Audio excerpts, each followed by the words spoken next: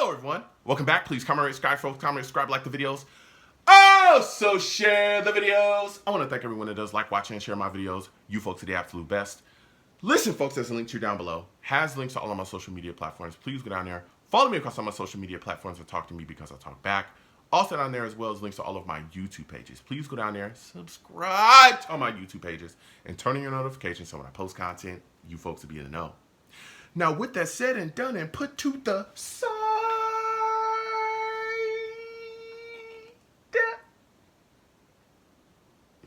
I've come to talk to you folks today about the New York Jets taking a tough loss to the Pittsburgh Steelers. Yes.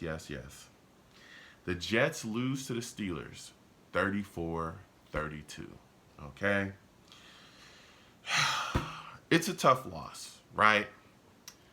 But I came away from this game excited about this brand of football that the Jets are playing. Excited about this football team, particularly the offense. We'll talk about the defense. The defense is terrible. We'll get to that in a second. But I came away excited about the Jets offense and the direction that it's going. I'm talking about they looked really good, okay? First off, I want to start off with this, okay? The Jets offense was moving with pace and speed. Everything was quick. I mean, they were running quick snap. Sometimes they were running no huddle. They were high tempo. Let's go. High tempo. We're not sitting around. We're not, okay, let's look around. Let's wait till late in the play clock. No. Go. Attack. Don't let people rest and get any type of anything about themselves. You will not get your wits about yourself when you play the New York Jets and their offense. Nope, because they're going to keep rolling and attacking, okay? Tanner, our new offensive coordinator, Tanner, he is all about business. And his play calling, phenomenal. I mean, come on. The Jets came out and put up 32 points on a Steelers defense that is really good. Do you know how hard it is to bring in a new offensive philosophy and install that and have this type of success early? It's really tough to do that in this league. And Tanner, I'm telling you, Tanner was on top of business, okay? He dotted his I's and crossed his T's because this team looked phenomenal. I want to start off with, okay, Justin Fields. Justin Fields looked really good. Justin Fields, 16 of 22 on the day, 218 yards throwing the football. He also had a touchdown throwing. He also ran the ball 12 times for 48 yards, and he had 2 touchdowns rushing. Justin Fields looked phenomenal, bruh. Phenomenal. Got the ball out of his hands quick, concise, didn't hurt the New York Jets with some type of crazy big turnover. When the time came and he needed to evade or get away from pressure, he did just that, okay? Oftentimes, he would extend the pocket, kind of get out, and then, boom, take off and get 3, 4 something yards and continue forward. He was doing all these things, moving the chains with his feet, and then that opened up. What we saw was the RPOs today as well. There were times where they thought that the back was getting it. He'd pull it out and take off for a couple yards. His skill set and him as a quarterback, it just opens up the playbook for the New York Jets. He looked phenomenal today. Phenomenal. And if this is the Justin Fields that we can continue to get throughout the rest of this season going forward, I don't want to get ahead of myself, but the Jets could really end up doing big things this year. For real. My expectations are going to be raised, okay? The Jets' offensive line looked really good, too. Really good. Listen. Elijah Vera-Tucker goes down. He's on IR. We all know that, right? So there was a lot of question marks. You got Myers at center. You got Tippmann at guard. You got John Simpson. Mimbu. Mimbu played very well today, too. And you got Olu. There was a lot of question marks, right? We're going up against T.J. Watt and the Steelers defense. They're just nasty. That front is crazy. They get after everybody. T.J. Watt didn't have 1 sack in this game. This Jets offensive line did their job, and they protected very well, okay? Very well. And even when Simpson got hurt because he had to take some time away, they continued to play well. Continued to. And they opened up holes in the running game as well. Breece Hall, and I talked about this. I said Breece Hall, I think, is going to carry the Jets offense this season. He's going to be the guy that's going to be the igniter for that gas and really get things going. That's exactly what he was. Breece Hall looked phenomenal. 19 carries, 107 yards. He was also active in the receiving game as well. 2 catches for 38 yards. He set the table and he set the tone. He had so many great runs, 10, 11, 13 yards at a time. Then he'd come out the backfield and get a big catch. Boom, get rolling. Every time the Jets were just moving behind him.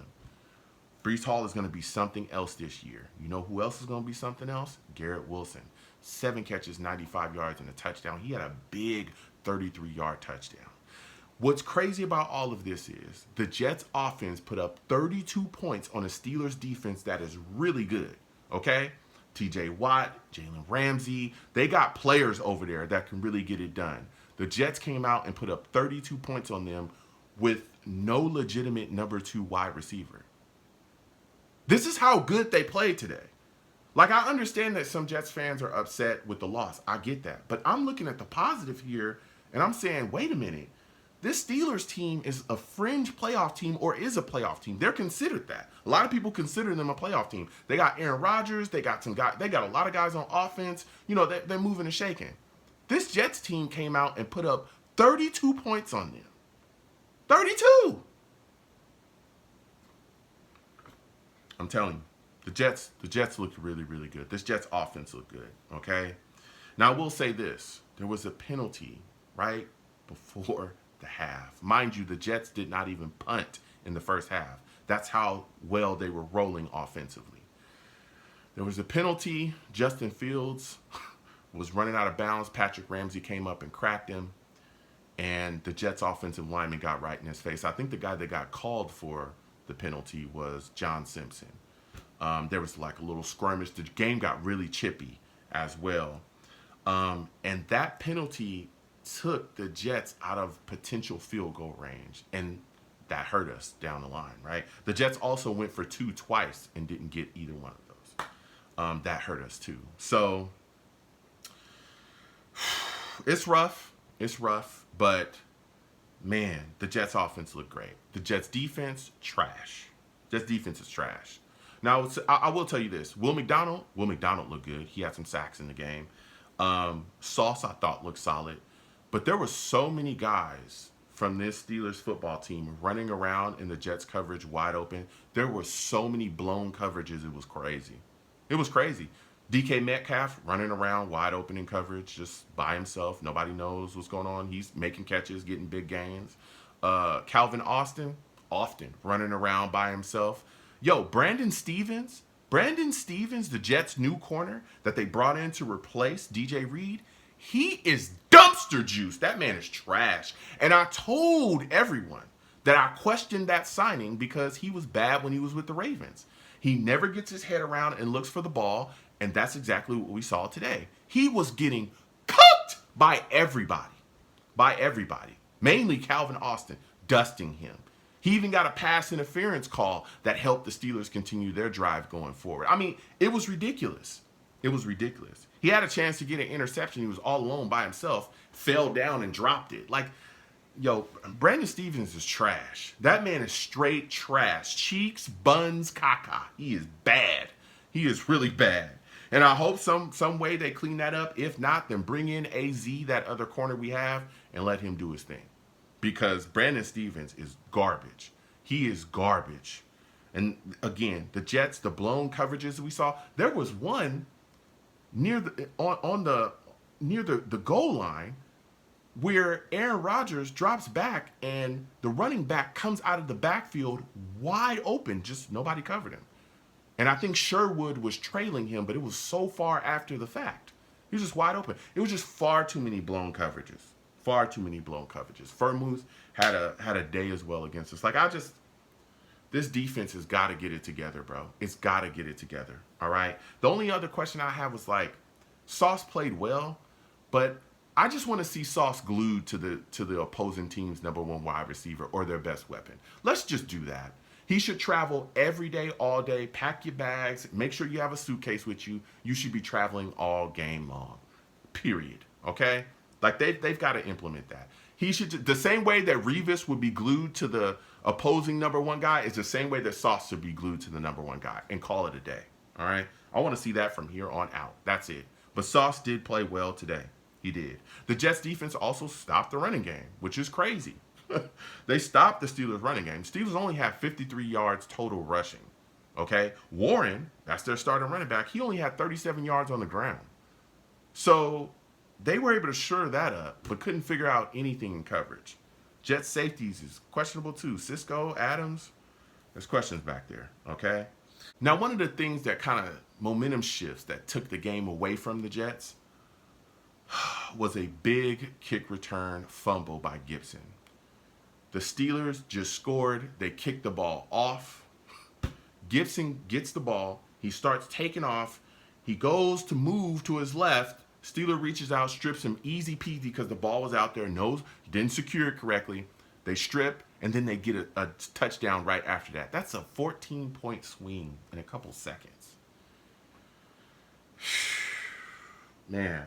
Now, the Jets offense did come out and score a TD, but eventually down the line, the Steelers were able to get down to midfield and kick a 60-yard field goal from the Jets emblem that Boswell hit. That's what ended the game right there. 34-32.